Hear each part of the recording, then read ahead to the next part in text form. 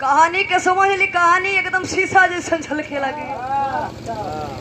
एक दिन देखे आप लोग ने पुरुषोत्तम श्री राम भगवान श्री राम जी का सिंहासन सजल हो और बीच में सिंहासन सजल हो। प्रभु श्री राम जी अपने सिंहासन पर बैठल हुआ। आई इधर दोनों तरफ गांवपुर के वासी, गांव के लोग बैठल हुआ और राजा साहब का खरिंदा बैठल हुआ। अरे वाह! वही नगर के एक आदमी जाके राज दरबार में खड़ा होकर के भगवान श्री राम से एक बात कहला कि ये भगवान, अरे वाह!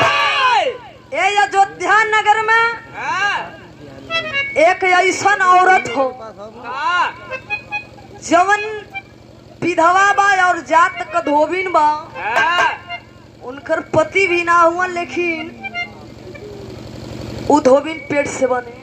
वाह! पेट के मतलब गर्भवती बने। अरे वाह! तो साफ साफ बतावा। भगवान श्री राम जी कहला कि उस औरत को हमारे सामने तुरंत पेश किया जाए। जौने समय राजा साहब के खरिंदा वो औरत के लेके राज दरबार में अलो। जौने समय औरत के देखल तुरंत राजा साहब आदेश कर दिया कि ऐसी बदचलन औरत को तुरंत फांसी पर लटका दिया जाए।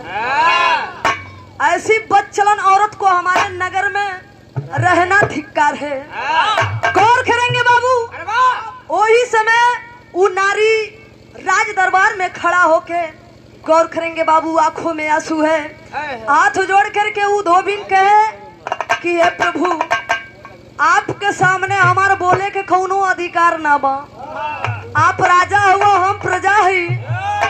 आपके सामने हमारे बोले के कौनो अधिकार ना बा, लेकिन आज एक गरीब अबला पर इज्जत का लालछन लगल गई हो, इज्जत का हमारा धज्जिया उड़ाल गई हो। तो अपने बचाव में हर मरे वाला का कुछ न कुछ आखिरी इच्छा जरूर होखेला।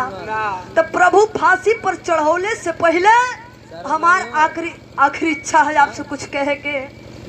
जौने समय वो धोबिन सभा में खड़ी बाहो बाबू, आंखों में आंसू है, हाथ जोड़कर कहती है, क्या कहती है? एक लाइन गीत लगल।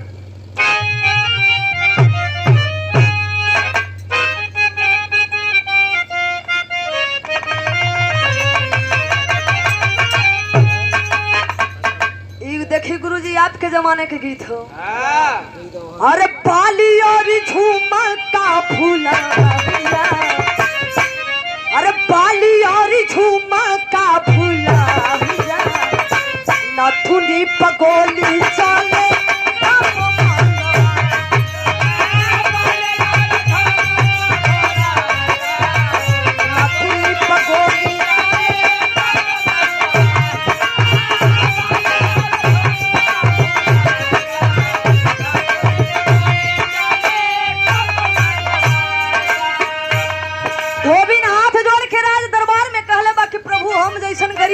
नारी का कोनो अधिकार ना है आपके सामने बोले बतियावे के। लेकिन आज अपने बचाव में हम कुछ कहब आपके सुने के पड़ी। धोबिन कहे का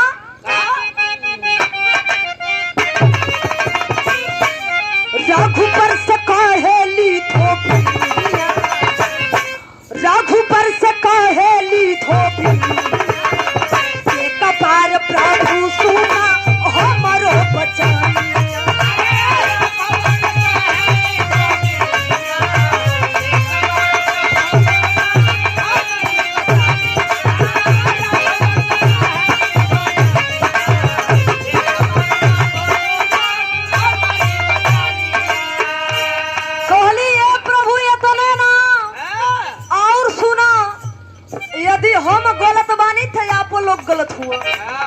प्रभु यदि हम गलत बानी तो हमसे कोई लाखे दर्जे आप गलत हुआ।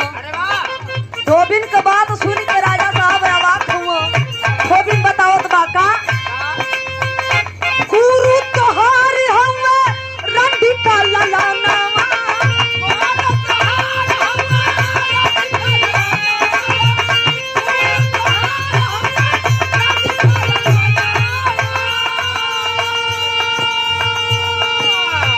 बाबू का पता नहीं नाम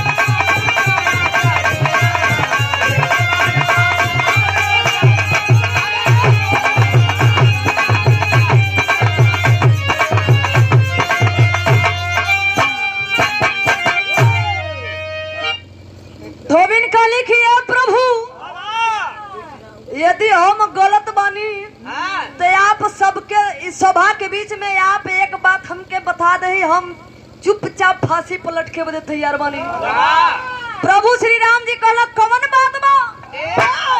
धोबिन कहले कि प्रभु अपने गुरुजी का नाम बताओ कि आपके गुरुजी का नाम का हो, आपके गुरुजी का बाऊ का नाम का हो। अरे वाह आखिर जौन समय धोबिन बाऊ का नाम पूछली, राम जी ताकत हुआ, टुकुर टुकुर हाँ टुकुर टुकुर ताकत हुआ, 3-5 दिमाग में चलत बा। हाँ। धोबिन कहली ये प्रभु सुना हम बतावत हई, ई जवन तोहार कुल गुरु मुनि वशिष्ठ जी हुआ, हम ना कहत हई। आप लोग भी टीवी सीरियल पे देखले हो, ये धारावाहिक में। इधर धोबिन कहली कि प्रभु जो ने आपका कुल गुरु मुनि वशिष्ठ जी हुआ, इनके बाबू का नाम का पता ना हो, ये एक रंडी की लड़का है। अरे वाह गौर करेंगे अरे वाह आखिरकार ये तना बात जो ने समय प्रभु श्री राम जी सुनना, कहला या धोबिन तेरी ऐसी की तैसी, कहा हम मर्यादा पुरुषोत्तम भगवान श्री राम के नाम से पूजल जाइला, हमार बाबू रंडी के लड़का हो जाई। आ हमार गुरुजी एक रंडी के कैसे लड़का हो गइल? वो नहीं कहता हम शिष्य बानी, अरे वाह हमार गुरुजी गुरु में गुरु कुल गुरु मुनि वशिष्ठ जी हुआ। वाह हमारे गुरुजी के विषय में ऐसा बात हमसे बर्दाश्त ना हुई। धोबिन कहली ये प्रभु ई तो आपके गुरुजी के रहल, अपनो सुन लो कितने पानी में हुआ। कहले कि सुना प्रभु, जौने समय आपका जन्म भई, अच्छा तो अपने बाबूजी के नाम ना बतौला, अपने गुरुजी के बाबू का नाम ना बतौला, तो इतने बता दा कि आपका असली बाप के हो। अरे वाह इतने बता दा खुशी खुशी फांसी पर लटके बदे हम तैयार ही। सोचे लगलन प्रभु श्री राम जी, कहला प्रभु सुना हम बतावो छी, आप धरती पर अइला, प्रभु श्री राम मर्यादा पुरुषोत्तम राम बन के कैसे पूजैला, कैसे पैदा भइला, तोहार असली बाप मतारी के हो। अरे वाह कहला कि सुना जौने समय पैदा भइल वह गीत हो, कौनो मेहरारू अपने मर्द के समझावे डब्लू भैया, कहे ए राजा जी उत्तर जाई हो, दक्षिण यही हो, पश्चिम यही हो, पूर्व मत यही हो। बताओ ठीक है?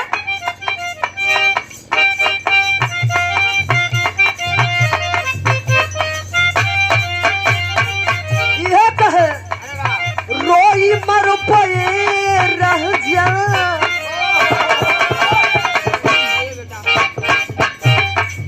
रोई मर पे बाजे पूर्व कह देसा,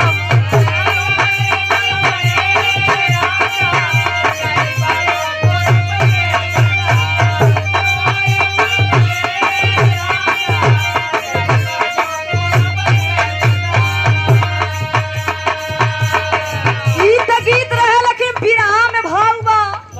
धोबिन कहले कि सुना प्रभु ई तो आपका कुल गुरु मुनि वशिष्ठ जी के विषय में रहल, लेकिन आप अपने विषय में हमसे थोड़ा जानकारी ले लेही। कोई है धोबिन का?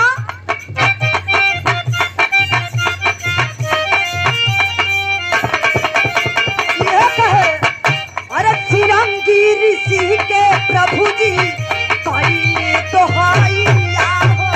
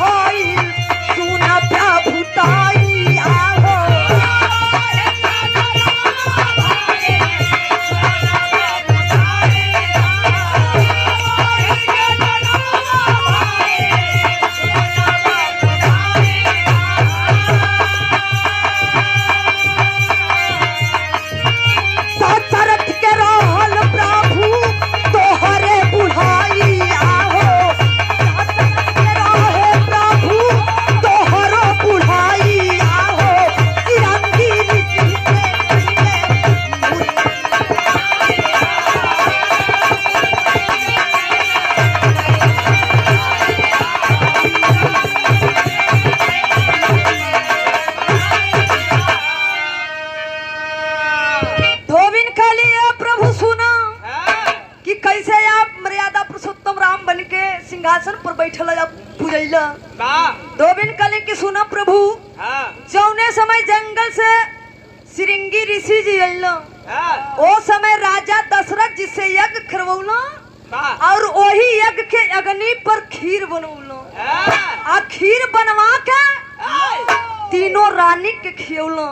हाँ रानी कौशल्या, रानी कैकेयी, रानी सुमित्रा। तब जाके आप चारों भाई पैदा भइला, हाँ राम लक्ष्मण भरत शत्रुघ्न। वाह गौर करिया प्रभु, अरे भाई ओ समय तोहरे बाबूजी जौन कहत हुआ हमार बाबू राजा दशरथ जी हुआ, ओ समय राजा दशरथ जी का चौथापन रहल। हाँ चौथापन यानी कि बुढ़ौती के समय रहल। वाह और इतने ना प्रभु, राजा दशरथ जी एक नपुंसक आदमी थे। हाँ तो आप बताइए आप लोग कैसे पैदा हो गए? हाँ जब न पूछ सके रहा और चौथापन भी था। हाँ तो बताइए प्रभु आप लोग कैसे पैदा हुए, कैसे राजा दशरथ के बेटे हुए? वाह प्रभु श्री राम जी का राज दरबार में मोह लटक गई। हाँ सोचला कि धोबिन तो बड़ा, बहुत जबरदस्त मर रही। ये धोबिन तो बड़ा चलाक देखत बा। हाँ अब हम कौन दिमाग लगाई? हाँ जौने समय इतना बात प्रभु श्री राम जी का धर्म पत्नी माता सीता जी सुन ली।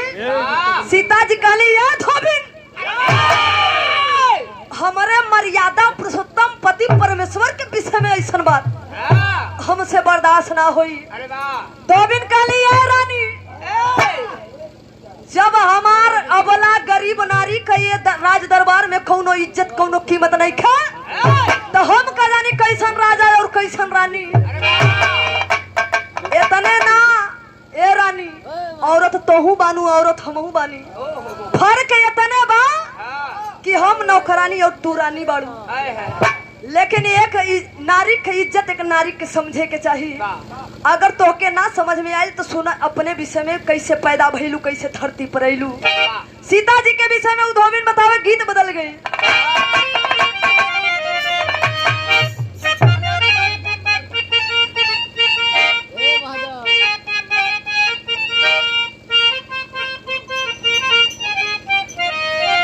उहे गीत का लाइन हो, जौने समय पहले विदाई होखे तो मेहरारू बहिन लोग रोवे, मतारी लोग रोवे।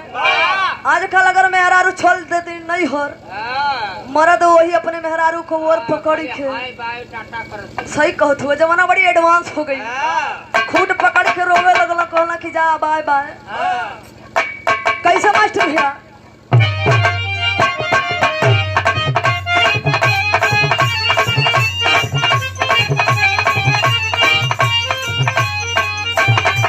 ये कहे नहीं हर जाए के हम कहली तैयारिया,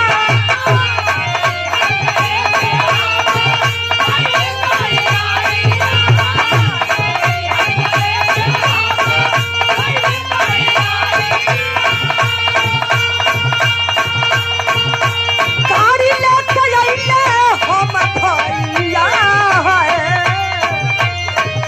गाड़ी लेके अइले हमर भैया। चले के मुहवा तो पी के रोवे लगल सन।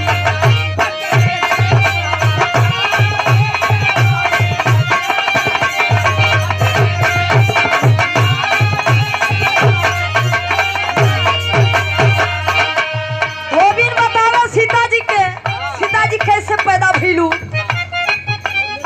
यह कहने भाव हो, जनकपुर में सूखा पड़ल रोहवे नारिया,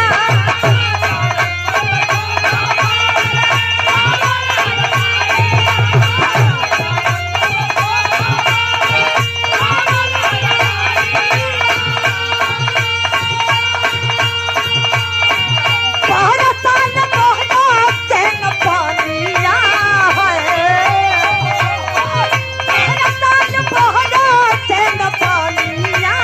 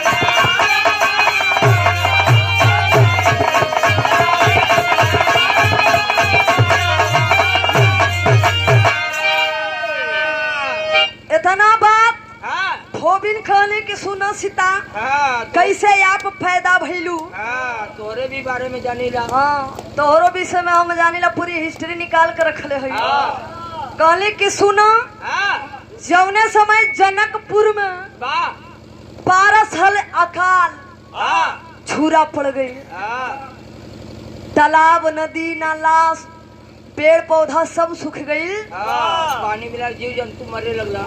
ऊ जमाना रहल अरे वाह जौने समय लंका का राजा रावण हर ऋषि मुनि का खून लेके कर के रूप में वाह उस समय कर चलत रहे।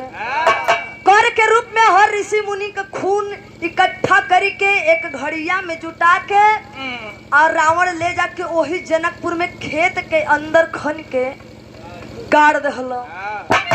आ जौने समय गाड़ दहला वो खून जुट के एक जीव हो गई।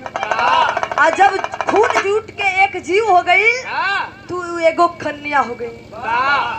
और एगो जंगल से जब ऋषि मुनि अइलो अपने तपोबल अपने तपस्या से जौने समय झूरा पड़ गई सब लोगन के विचार देते हुए अपन उपदेश बतावत हुआ कि जनकपुर के राजा रानी दोनों प्राणी जौने समय सोने का हर बनवा के अब 12 बजे रात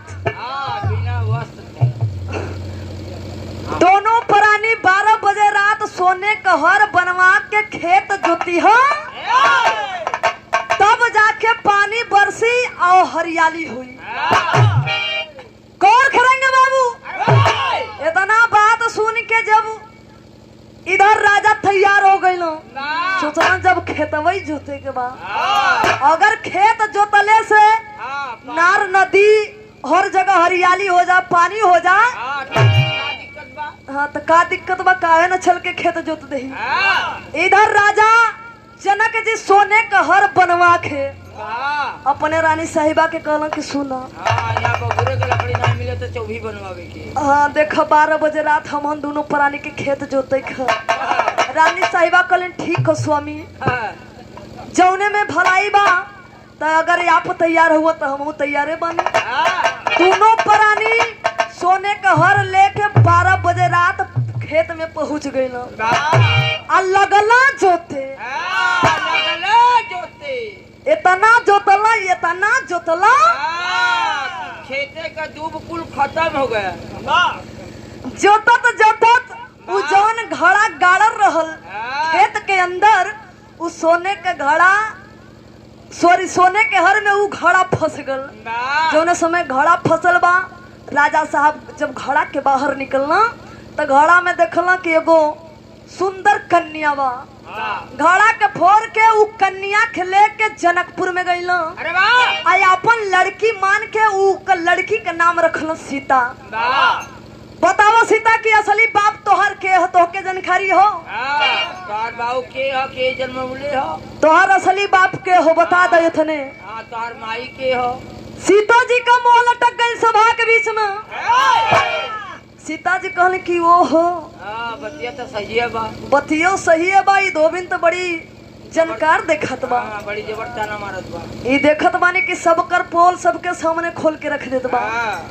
इतना बात जौने समय सीता जी का बात धोबिन सुनौली सभा के बीच में इधर हनुमान जी लेके 50 किलो का गदा लगल फुरक। हम तो असली बाबू का लेके आई कहला यार धोबिन तेरी ऐसी की तैसी मारब जौनई गदा ना कि तोहर पता ना चली कौने दिशा में गईलू।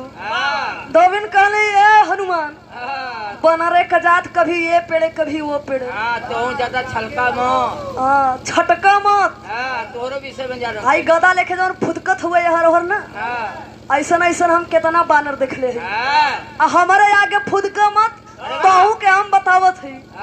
अगर तोके जानकारी हो तोके मालूम हो तो सभा के बीच में सबके सामने अपने बाप का नाम बता दा हम फांसी पे लटके बदे तैयार है। जौने समय धोबी ने इतना बात करे तो भइल का गीत बदल के मास्टर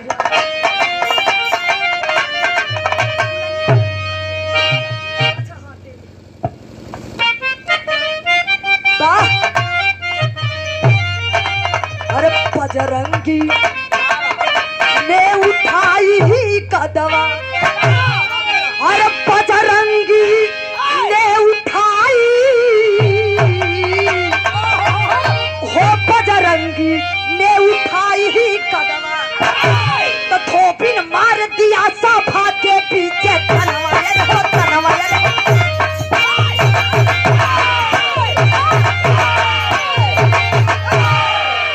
अरे बजरंगी ने उठाई गदवा, बजरंगी ने उठाई गदवा, थोपिन मार दिया सभा के पीछे तनवा, बजरंगी ने उठाई गदवा।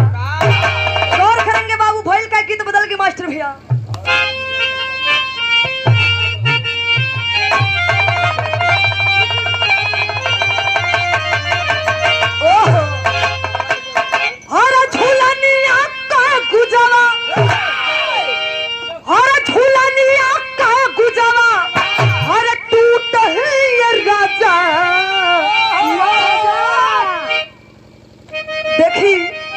स्वर्गीय राम गुरु के जमाने के गीत हो, बड़ा लहरा के सुहरा के गीत के गाँव है।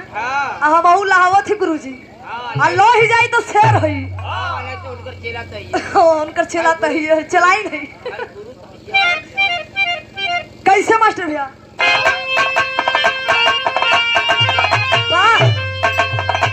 अरे झूलनिया का गुजवा, अरे झूलनिया का गुजवा, अरे टूट है राजा, अरे जवानी यहाँ बे करिया छूट गई।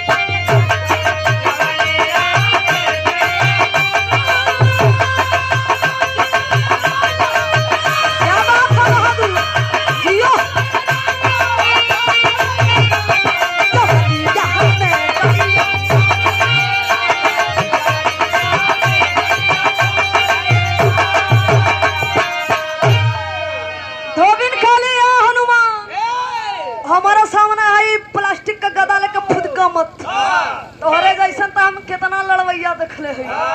कैसे कहे? अरे के कर हवा लाल नहीं, अरे के कर हवा लाल नहीं, अरे हम के ही बुझाला, अरे बताओ पाना जा लाल के कर नहाला।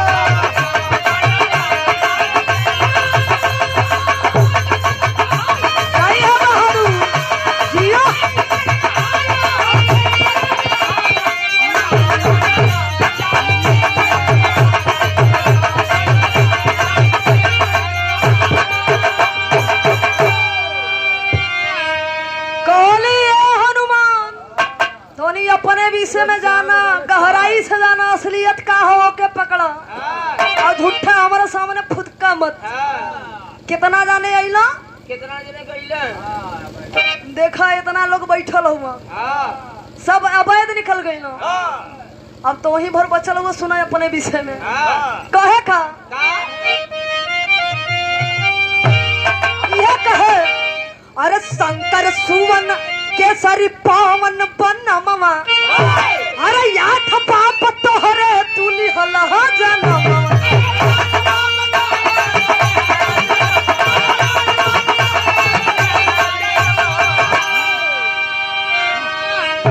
अरे गुरु मंत्र अंजनी, अरे गुरु मंत्र अंजनी के कान में डलाला, बताओ बना डाला है के।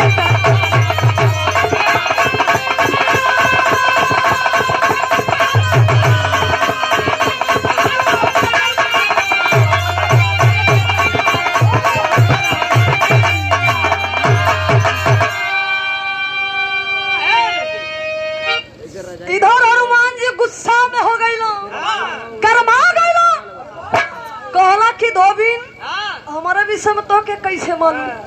कहले हनुमान हम कितना जाने के विषय में हिस्ट्री सब निकाल के रख ले है, सही मौका आओ पे सही जवाब दहिला। कहले कि सुना कैसे पैदा भइला, तोहरे एक बाप ना, तोहरे पता नहीं कितना बाप हुआ।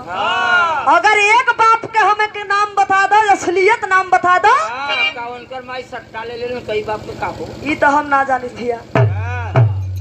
गौर करेंगे, गोविंद काले किए हनुमान, तोहार तोहरे 8 बाप हुआ। वाह 8 बाप। हाँ 8 बाप। अरे 8 दिन का दिन। और तोहके केहू अंजनी पुत्र के नाम से कहेला। हाँ। कोई शंकर सुवन केसरी नंदन आ केहू पवन पुत्र हनुमान कहेला। बताओ ये बात सच्चाई हो कि ना? आये तने ना ये हनुमान ई जौन अंजनी जीवानी ई जंगल में एगो ऋषि मुनि के आश्रम में रहत रहनी, तपस्या करत रहली, ऋषि मुनि के सेवा करत रहली और सेवा करत रहली और तपस्या में लीन रहे। भगवान भोलेनाथ का पूजा करे और पूजा में एकदम सुबह शाम लीन रहे। ओम नमः शिवाय, ओम नमः शिवाय हमेशा जपत रहे। आखिरकार एक दिन नाथों के नाथ भगवान भोलेनाथ जी प्रकट हो गए। कहना शिष्या तो हमारे बड़ी परिश्रमी बा, बड़ा दिन से हमारे पूजा पाठ में शिष्या लगल बा, काहे ना अपने शिष्या के कुछ वरदान दे दही। जौना समय साक्षात भगवान भोलेनाथ जी प्रकट भइला तो भगवान भोलेनाथ जी जाके अंजनी जी के कनवा में फूक देहला। फूक देलन के थूक देलन तक मर्दवा का हम देखत रहली कि थूक देला कि फूक देला। आप लोग देखले हुआ हम सुनले वाली ना ये कभी लोग के बतावन। जौना समय भगवान भोलेनाथ जी कनवा में फूक देला हनुमान, तब जाके तू पैदा भइला। बतावा बा असलियत की ना? हनुमानो जी का मुड़ी लटक गई, बचला एक जाने। एक जने ऊके हो अंगद। जब अंगद बजरंग बली के विषय में इतना बात सुनला, कहला ये धबिन जेखे लोग बलशाली कहेला, जैसे पूरा लंका नाश कर देला, वीर बजरंग बली के विषय में ऐसा बात हमसे बर्दाश्त ना हुई। कहला कि अंगद घबरा मत, तो ही भर बचले हुआ। जंतु लंका में जाके घबरा मत, बस तो ही भर बचल हुआ। फैल का मास्टर भैया पापड़ में भाव हो।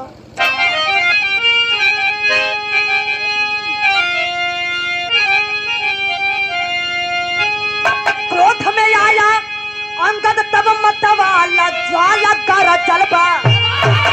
अरे क्रोध में आया अरे अंगद तब मतवाला ज्वाला कर चलबा।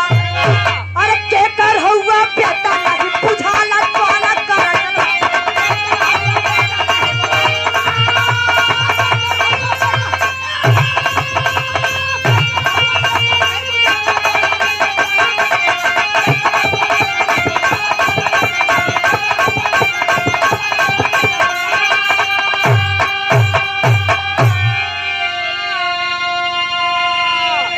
सुना ये अंगद आखिर ऐसा ही सीता जी उछड़त रहनी, उनके बतौली कि कैसे पैदा भइलू। घड़िया में से सीता पैदा भइली और ओहू घड़िया में पता नहीं कई जात को खून रहल। कहा कि सीता हमसे तो गंदा तू ही न बड़ू, हमके लोग सभा के बीच में बदनाम करताड़ू, हमसे गंदा तो तू ही बड़ू। इधर अंगद जी के विषय में बतावे का अरे मयोंदा ऋषि के जब अरे भैला स्वप्न दोषी हो। अरे धोवेली मंदोदरी अरे निकोटवा के खासी हो। अरे स्वप्न दोष से तू भैला लाला ज्वाला कर जलबा। अरे स्वप्न दोष से तू भैला लाला ज्वाला कर जलबा। अरे पाली रावण टूट गया बलवान ज्वाला कर जलबा। अंगद तो ही भर बचल हुआ, आखिरी में नंबर तोहरे हो। कहला कि तू अपने विषय में जान लो, अगर सच्चाई होई तो हम बच जाई, अगर सच्चाई ना होई तो फांसी पर लटक जाई। गौर करेंगे उ धोबिन समझावत बा, कहले बा कि सुनी अंगद, जौने समय मयंद मुनि के आश्रम में एगो मंदोदरी नाम के लड़की रहत रहनी। अपने मयंद मुनि ऋषि का बड़ा सेवा करे संझा सुबेरे, और जौन झाड़ू उड़ू लगावे के रहल, पानी उनी देवे के रहल फूल उल में, सारा काम करे। और एक दिन मयंद मुनि जी सुतल हुआ और सुतले में कुछ गड़बड़ हो गई। गड़बड़ का भाई? सुतले में मयंद मुनि मुनि जी के स्वप्न दोष हो गई। जौन समय स्वप्न दोष हो गई ओ समय महेंद्र मुनि जी अपने मन में सोचत हुए विचार करत हुए कि ओ हो हमके पता ना चलल आखिरकार ही हमारे साथे भइल तो भइल का। आखिरकार इधर सुबह भइल बा, इधर जौन ऊ शिष्या रहनी मंदोदरी अपने गुरु जी का जौन गोठा रही लेके चली नदी के तीरे। नदी के तीरे चल रही धोवे, कुछ दाग के निशान रहल चल रही धोवे। भाई शिष्या रहबे करी अपने गुरु जी के सेवा करते रहली। जब नदी के किनारे पहुंचली और लगली धोवे, रगड़ी रगड़ी के धोवत थी लेकिन दाग का करे छूटे। अब वो सोचत हन कि रगड़े से नहीं छूटत बा तो काहे ना दतवा से छोड़ा दे। और मंदोदरी सोचे कि जब हथवा से ना छूटत बा तो दतवा से छोड़ा दी। आ दतवा से जौने समय लगले छुड़ावे हो बाबू, वो जौन स्वप्न दोष रहल महेंद्र मुनि जी का, वो लड़की मंदोदरी के पेट के अंदर चल गई। जब पेट के अंदर चल गई धीरे धीरे वो लड़की मंदोदरी कुआरे में पेट से हो गई। जब पेट से हो गई इधर महेंद्र मुनि जी के आश्रम में लोगन के पता चलल, महेंद्र मुनि जी के पता चलल। महेंद्र मुनि जी अपने मन में सोचत हुए कि ओहो ये का हो गई। आखिर काली लड़की कारी लड़की के भइल तो भइल का, ये लड़की पेट से कैसे हो गई। काहे पियराए लगी। बताओ थी आप लोग के समझ में आ जाए। प्रमाण आल्हा से मिलल।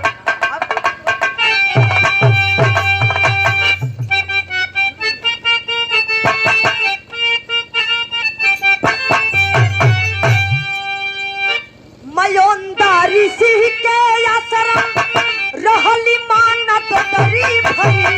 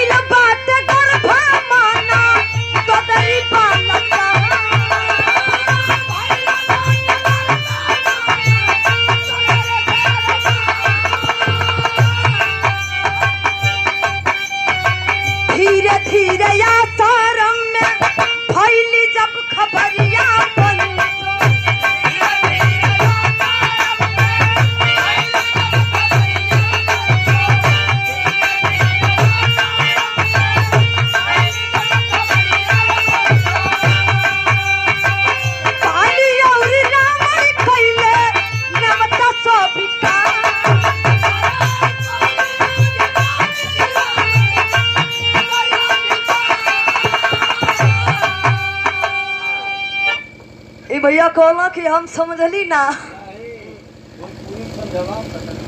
जौने समय वो लड़की मंदोदरी मयोंद मुनि के आश्रम में रहत रही तो मयोंद मुनि जी एक दिन रात में सुत रहलन, उनके स्वप्न दोष हो गई। स्वप्न दोष जानत हुआ? हाँ, स्वप्न दोष जौने समय भइल बा तो उ स्वप्न दोष भइल बा। इधर गुरुजी के अपन निगोठा लुंगी ले जाके उस शिष्या रहबो कहीं बेचारी नदी में ले जाके अपन लगली धोवे। सोचे हथवा से ना छूटत बा तो दतवा से छोड़ा दी। जौने समय दाते से उ दाग के छोड़ावे लगली, उ जौन रग रहल, उ जौन दाग के रग रहल उ अंदर चल गई। जब पेट के अंदर चल गई धीरे धीरे उ मंदोदरी गर्भ से हो गई, पेट से हो गई। धीरे धीरे 1 महीना 2 महीना 3 महीना 4 महीना बीतल। 9वें महीना में 4-5 महीना में पता चले लगला। रात हो तो बड़ी जानकारी है आपके चाचा। ओ समय पता चल गई आश्रम के लोगन के। आश्रम के लोग सोचे लगलन कि वो हो आखिरी लड़की के साथे भइल तो भइल का, ये लड़की कुआरा में पेट से कैसे हो गई। और इधर महेंद्र मुनि के दिमाग में भी 3-5 चलत बा कि लगत बा हम सुतर रहली, अचानक आखिर होए त का गई। दरुइयो त नहीं हम कियत रहली। अपने मन में विचार करत हूँ कि आखिर हमसे कहाँ गलती भइल बा। सोचत हूँ विचारत हूँ। महेंद्र मुनि सोचत हूँ कि काहे ना ये लड़की का हाथ पीला करा दे ताकि सर का बोझ हल्का हो जात। ना तो ये आश्रम का बड़ा बेइज्जती हुई। यहाँ आश्रम का लोग बड़ा गंदा हुआ। आखिरकार कुंवारे लड़की पेट से हो गई। जैसे आसाराम बापू रहल। आश्रम का बेइज्जती हुई और हम जैसे महान गुरु महेंद्र मुनि का भी बेइज्जती हुई। दिमाग लगा दहला। महेंद्र मुनि जी पहुंचला लंका। लंका में जब पहुंचला राजा रावण के पास और वही आश्रम के कुछ साधु लोग पहुंचला किष्किंधा नगर राजा बाली के पास। जो समय पहुंचला जा इधर शादी के न्योता लेके। जब शादी के न्योता लेके पहुंचला इधर राजा बाली भी शादी के न्योता पकड़ के बड़ा खुश हुआ। कहला कि वो हो आश्रम का लड़की तो बड़ा शुद्ध होली, बड़ा पवित्र लड़की बा और ये लड़की से तो हम ही बियाह करब। राजा बाली के मन में 3-5 छलत बा, लड्डू फुटत बा कि काहे ना हम जयमाल लेके पहुंच जाए, वो लड़की से शादी कर लही। ऐसा पवित्र लड़की बड़ा कम मिले। आखिरकार जो समय बाली शादी के न्योता स्वीकार कैला, इधर लंका का राजा रावण भी शादी के न्योता स्वीकार कैले हला। दोनों राजा शादी के तैयारी करके हाथी घोड़ा से चल रहा। जब पहुंच गए आश्रम जयमाल लेके, राजा बाली सोचे कि हम मौका पाइप तो डाल दे और राजा रावण सोचे कि हम मौका पाइप तो डाल दे। जौना समय दोनों राजा बाजा गाजा हाथी घोड़ा के साथ आश्रम पे पहुंच गई। भैल का मास्टर भैया अब तू लाइन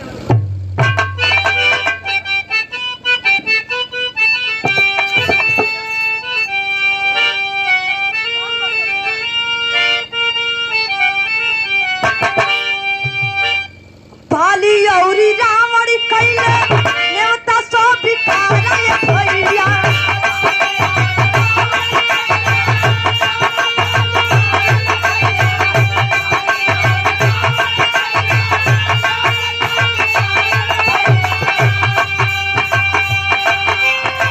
पहिया पकड़ के दोनों खींचे परिया।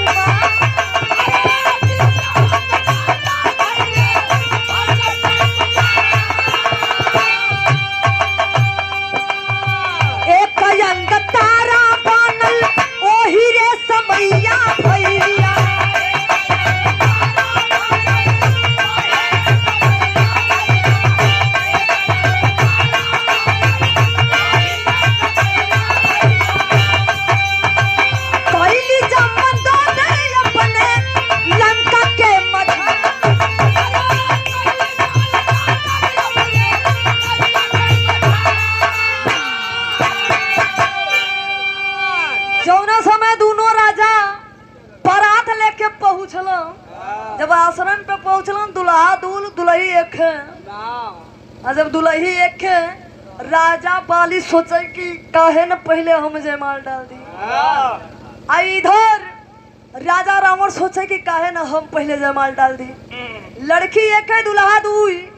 आखिरकार इधर दोनों राजा वो लड़की के दोनों ओरी से हाथ पकड़ लहला। जौने समय हाथ पकड़ लहला लगल ना खींचे। इतना खींचला कि वो लड़की का शरीर फट के 2 भाग में हो गई।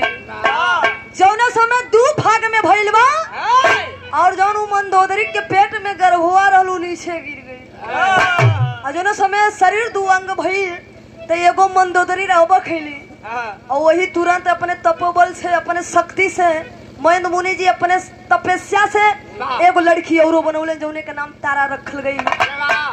तारा का शादी राजा बाली के साथे करौला किष्किंधा नगर में और मंदोदरी का शादी रावण के साथे लंका में करौलो। और जौन उ लड़कवा रहलो जन गर्भवा नीचे गिर रहल है अंगद वो कोई और ना तो ही रहल।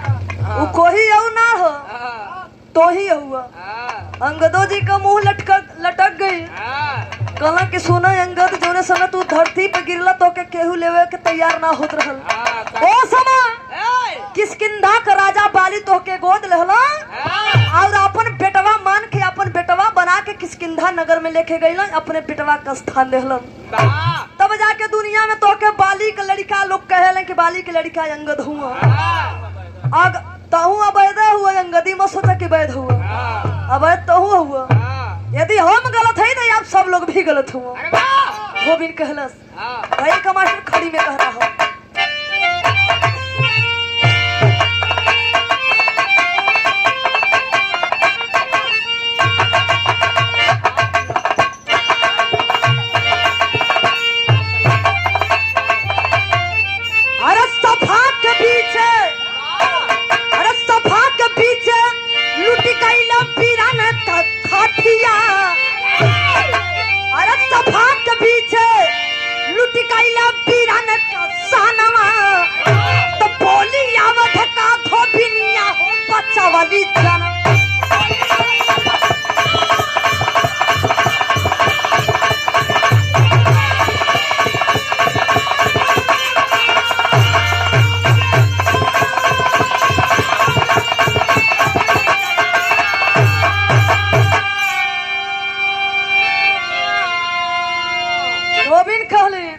अरे सबके हुदागी बनल गईल लजाई, अरे अपने कारा मामा पर साफे पछता।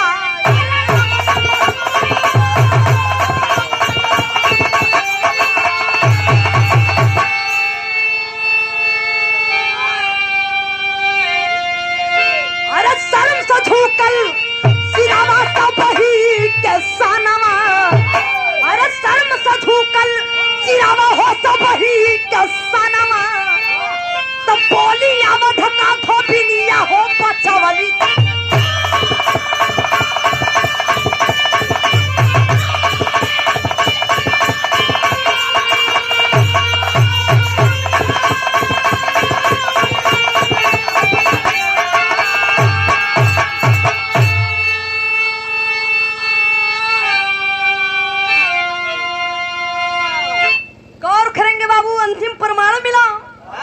आखिरकार सभा के बीच में सब लोगन को मोह लटक गई।